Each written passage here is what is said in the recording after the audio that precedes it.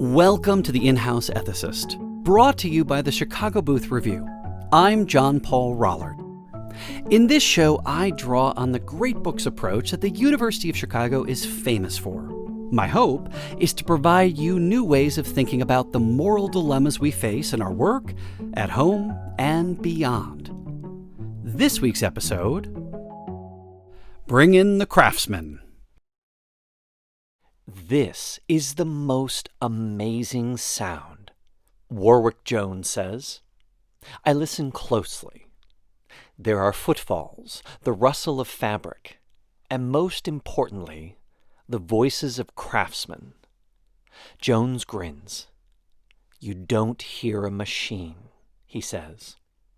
Jones is the CEO of Oxford Clothes, a company that largely eschews the conventional machinery of mass-produced clothing. Even in the luxurious realm of high-end men's attire, suits, topcoats, blazers, tuxedos, and slacks, Oxford's commitment to handwork is unique. There is no other company in the world that I know of with a core of trained artisans committed to producing the kind of handmade garments that, once upon a time, the likes of Cary Grant, Joe DiMaggio, and Walt Disney favored. In an age when automation threatens to eliminate whole categories of employment, loan officers, telemarketers, truck drivers, and others, there is something pleasantly, even pointedly, out of step in an enterprise such as Oxford. Increasingly, however, it has company.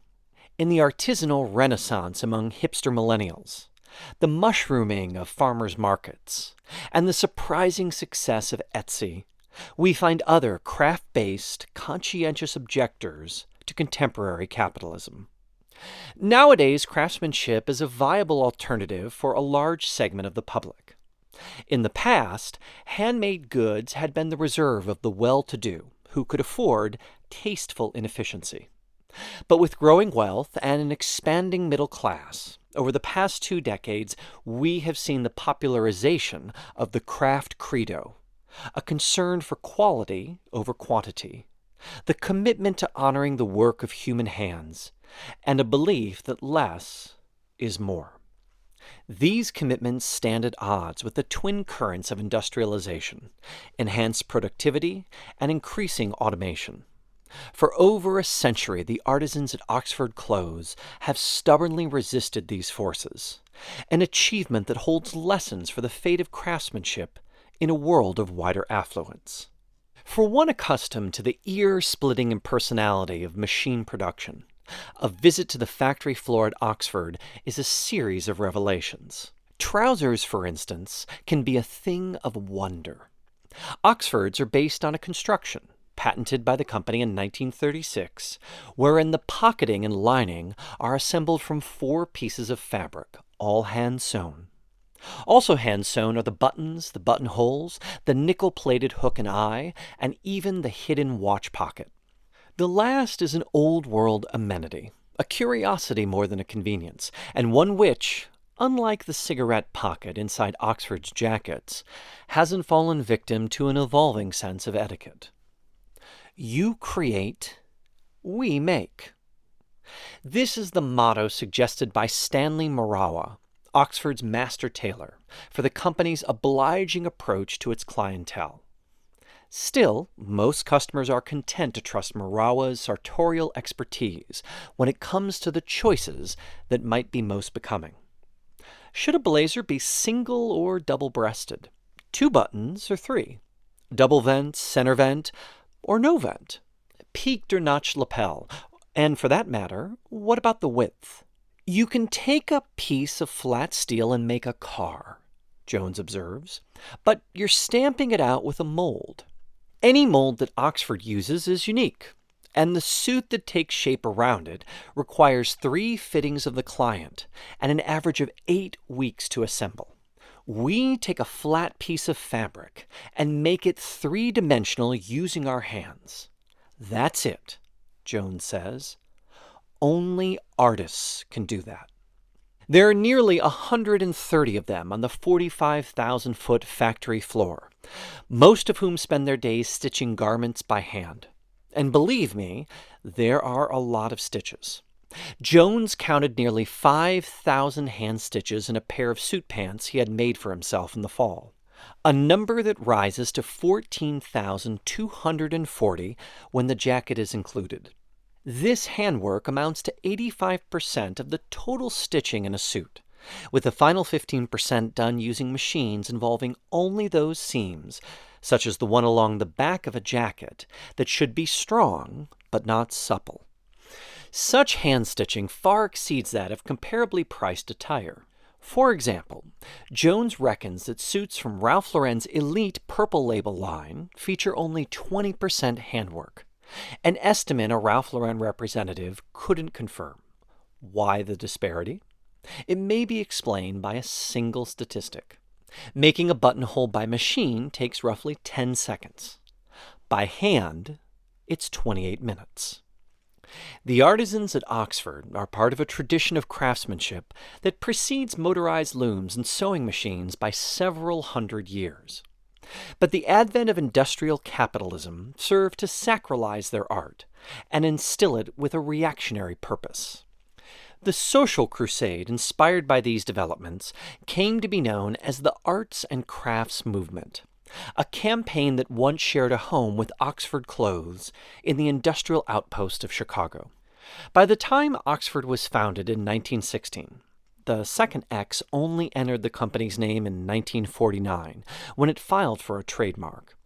The Windy City had been the American home of the arts and crafts movement for nearly 3 decades. An earnest crusade to revive the skilled workmanship associated with traditional handicrafts, such as woodworking, stone masonry, stained glass, and weaving, the campaign spawned a consortium of schools, guilds, and societies whose purpose, the economist Thorstein Veblen wrote at the time in his essay, Arts and Crafts, was to humanize and beautify industry and to bring art into the everyday work of the industrial classes. This second aim, which was less about beautifying factory work than about banishing its dehumanizing elements, gave the movement its social mission. American adherents had adopted it from abroad, where the movement was something of an awkward addition to the cultural politics of Victorian England. It began in the 1840s with Thomas Carlyle's call for a return to chivalry of labor. In his most famous book, Past and Present, the social critic derided the industrial barons, whose values, in his view, omitted any tender aim or civic virtue in favor of filthy lucre. To see beauty, order, gratitude, loyal human hearts around them shall be of no moment, he declared. To see fuliginous deformity, mutiny, hatred, and despair, with addition 1,000,000 guineas, shall be better? Greed has always been with us, but for those who looked on with horror at the Industrial Revolution, its price warranted an urgent reassessment. It wasn't merely the claustrophobic squalor of cities such as Manchester, England, which nearly quintupled in size during the first half of the 19th century, but the depredations of factory work. As John Ruskin wrote nearly a decade after Carlyle in The Stones of Venice, "We have much studied and much perfected of late the great civilized invention of the division of labor. Only we give it a false name. It is not, truly speaking, the labor that is divided, but the men, divided into mere segments of men, broken into small fragments and crumbs of life, so that all the little piece of intelligence that is left in a man is not enough to make a pin or a nail, but exhausts itself in making the point of the pin or the head of the nail." Ruskin, like Carlyle before him, was essentially an aesthete. And yet if both men were most at home diagnosing the ailments of the age from the sanctuary of a study, their obsession with the miserable working conditions of the machine age made them long for the beauty, simplicity, and versatility of medieval workmanship. They would write about such a world looking backward, but their spiritual protege, William Morris, would endeavor to revive it. The son of a financier who made a fortune investing in copper mines, Morris could have afforded a life of leisure. But as a student at Oxford, He fell under the spell of Carlyle and Ruskin, becoming enchanted by the vision of a working world far different from the one that confronted him. After brief postgraduate sallies in architecture, poetry, and painting, Morris drew on his funds and a few of his closest friendships to found what became known as the firm. It focused primarily on the decorative arts, furniture, tapestries, glassware, even wallpaper. A scrappy enterprise whose ambitions a contemporary observer described in Scribner's magazine as a revival of the medieval spirit, not the letter, in design. A return to simplicity, to sincerity, to good materials and sound workmanship, according to a biography of Morris by the social historian E.P. Thompson. Morris was an antiquarian in his artistic affinities, but he never regarded the firm as an endeavor in nostalgia, nor even an aesthetic exercise to investigate a culture of craftsmanship. Instead, it had a clear social mission. Morris, his partners, and their apprentices would be a living and working rebuke to the eyeless vulgarity of an England in the thrall of the Industrial Revolution. An age, he believed, that was characterized by the degradation of labor and the sham work it facilitated. The relationship between these qualities helped to distinguish Morris's craft-based critique of capitalism from Karl Marx's theory of alienation, which held that the working conditions of heavy industry tended to suffocate the natural instinct of human beings to envision and actively create the material world around them. Like Marx, Morris believed that hyper-specialization in factory work denuded one's daily labors of any sense of beauty, meaning, or active purpose, and he hoped to restore these qualities by means of his handicraft gospel. A man at work making something which he feels will exist because he is working at it and wills it, is exercising the energies of his mind and soul as well as his body, he wrote in one of the many public lectures he delivered to audiences across England. And yet, there was a sinister relationship for him between the cretinizing effects of factory life and the crummy goods that, to his mind, were synonymous with machine production. Contrary to the caricature his critics favored, Morris was not a Luddite. Where machines did jobs that humans couldn't do, or which human suffering wouldn't otherwise have to do, cautiously he allowed for them. But whenever he turned his eye to the dark satanic mills the poet William Blake had warned of decades before, the use of machines failed to meet these standards. That was bad enough, but what enraged Morris was that they were busy producing garbage. The Industrial Revolution had ushered in a competition of cheapness, not of excellence. For Morris, the remedy lay with the craftsmen. They alone had the duty and honor of educating the public, he said, as well as the seeds of order and organization, which make that duty easier. Making everyday items of immense beauty would always remain Morris's first love, but this pedagogical mission became a lifelong passion. If people could only learn to prize quality over quantity, they could redeem themselves from the soul-stunting effects of industrialization and daily rediscover the essential lesson of his social philosophy. Less is more. If William Morris led a holy warfare against the age, as Thompson described it, the crusade was a failure. Morris was never able to resolve the tension between his aesthetics, which were underwritten by bourgeois admirers, and his egalitarian longings. I hang, along with my creative work, to the apron strings of the idle, privileged classes, he complained to a friend in a letter Thompson includes in his biography. Indeed, if there were any larger lessons to be drawn from the precarious finances of the firm, it was the one that Morris resisted. The handicrafts might abide under capitalism, but they would be the exclusive possession of the elite. Such a predicament is familiar to Warwick Jones. For elites, like fashion, can be awfully fickle. As a stroll through the offices of most any Fortune 500 company makes plain, professional men simply don't wear suits anymore. In March, for example, Goldman Sachs became one of the last big Wall Street firms to relax its formal dress code. The consequences for companies such as Oxford have been keen. In 1986, just a year before Michael Douglas's Gordon Gekko sent young stockbrokers scrambling for flannel pinstripes, Oxford made an estimated 35,000 suits. Today, it produces around 4,500, almost half the number of garments the company annually makes. The difference is reflected on the company's balance sheet. Whereas sales were around $30 million annually in the mid-1950s, today they are closer to $20 million. A substantial difference when inflation is considered, and one that gives Oxford's execs ample reason to long for the days of the 3-martini lunch.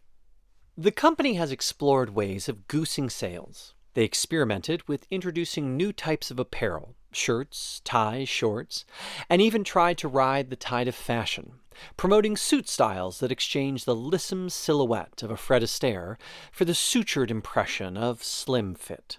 The greatest temptation, however, has been to follow the lead of other luxury makers, whose off-the-rack garments feature similar price points, but only a fraction of Oxford's handwork. Nearly a decade ago, Jones's predecessor gave in, introducing the 1220, a since-discontinued line of suits with far less hand stitching.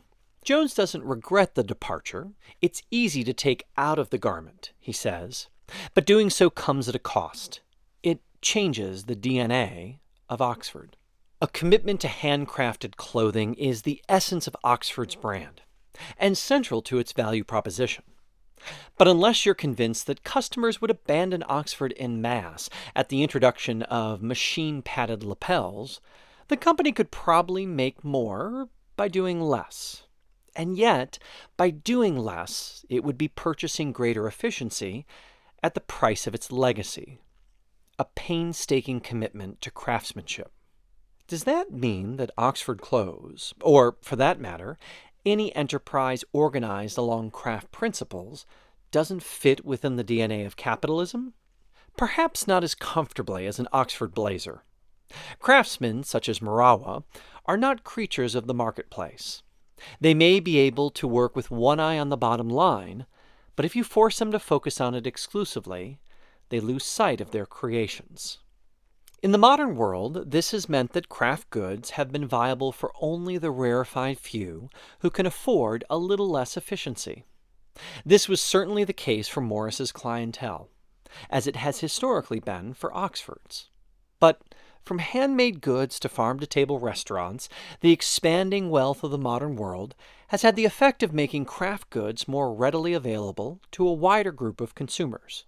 Oxford's problem is that Americans have traded the Dapper Dan look of days gone by for the haute couture hoodie of Silicon Valley. Their challenge is one of changing tastes, not the adulterating effects of mass production. No doubt the ghost of William Morris will not soon supplant Adam Smith as the guiding spirit of capitalism. But craftsmen take note. In a world of increasing affluence, there may be room yet for working side by side with the inventions of the invisible hand. That's it for today's episode. For more insights from John Paul Rollert and other Chicago Booth faculty, visit the Chicago Booth Review website at chicagobooth.edu/review. When you're there, sign up for our weekly newsletter so you never miss the latest in business-focused academic research. And if you haven't heard it yet, check out the Chicago Booth Review podcast, where you'll hear firsthand from globally renowned researchers about their groundbreaking work. This episode was produced by Josh Stunkel. If you enjoyed it, please subscribe, and please do leave us a 5-star review. And thanks for listening to the In-House Ethicist.